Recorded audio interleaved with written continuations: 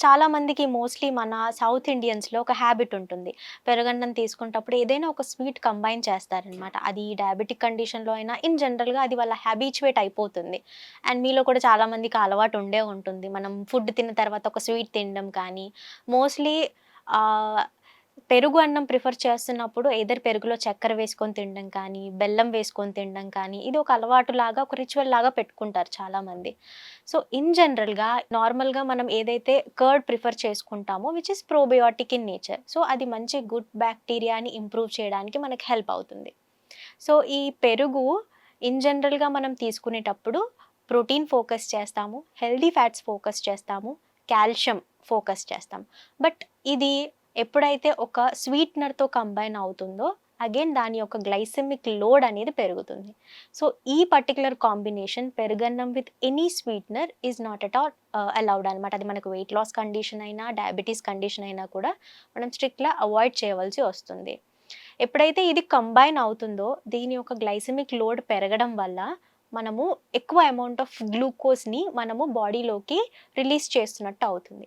So, ఈ release అయినటువంటి glucose again మనకి ఎక్కువ షుగర్స్‌ని రిలీజ్ చేయడం వల్ల మీరు చెక్ చేసిన పోస్ట్ ప్రాండియల్ ఎప్పుడైతే మీరు చెక్ చేస్తారో అప్పుడు హై షుగర్స్ కనిపిస్తాయి. So, it's absolutely wrong combination.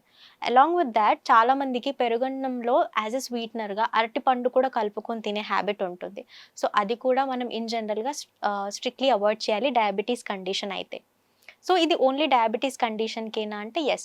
Diabetes కండిషన్‌లో అలాంగ్ విత్ మనం కిడ్నీ రిలేటెడ్ ప్రాబ్లమ్స్ అప్పుడు కూడా ఈ యొక్క కాంబినేషన్ మనం అవాయిడ్ చేయవలసి ఉంటుంది. ఎందుకు అంటే బోత్ లోడ్ పెరగడం వల్ల అటు ఇటుగా మనకు కొంచెం డైజెషన్ అప్పుడు ఈ ఏదైతే ప్రాసెస్ అవుతుందో కిడ్నీస్ మీద కూడా ప్రెషర్ అయ్యే ఛాన్సెస్ ఉంటుంది.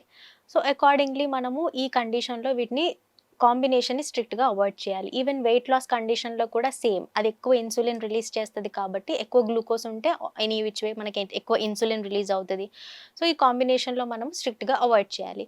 ఎవరైతే నార్మల్లీ వెయిట్ గెయిన్‌లో ఉంటారో వాళ్ళు ఈ కాంబినేషన్స్‌ని సెట్ చేసుకోవచ్చు. బికాజ్ వీళ్ళకి మనం కొంచెం హై క్యాలరీ డైట్‌లో పెడతాము ఆర్ హై ప్రోటీన్ ఫోకస్ చేస్తాము.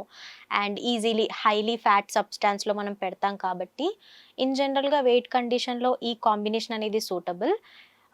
ఇది ఏందంటే జస్ట్ ఒక చిన్న అలవాటు చేయడానికి మన పాత కాలంలో ఏంటంటే పెరుగు is a very good source. ఇప్పుడు నేను చెప్పినట్టుగా ప్రోటీన్‌కైనా, కాల్షియంకైనా, ప్రోబయోటిక్ నేచర్‌లో అయినా.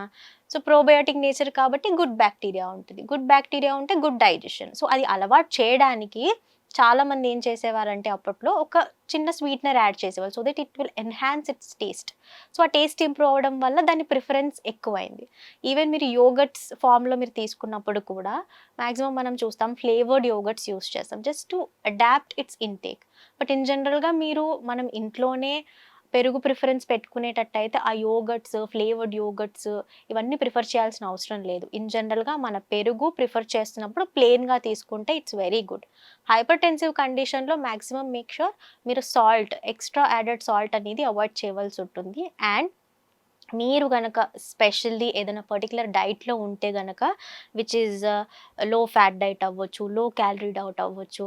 ఇలాంటి డైట్స్ మీరు ఫాలో అవుతున్నప్పుడు ఏంటంటే పర్టిక్యులర్‌గా లో ఫ్యాట్ మిల్క్‌తో చేసినటువంటి పెరుగుని ప్రిఫర్ చేయవలసి ఉంటుంది. Other than thought in combination మీరు ఎటువంటి స్వీట్‌నర్‌ని యాడ్ చేసుకోవద్దు.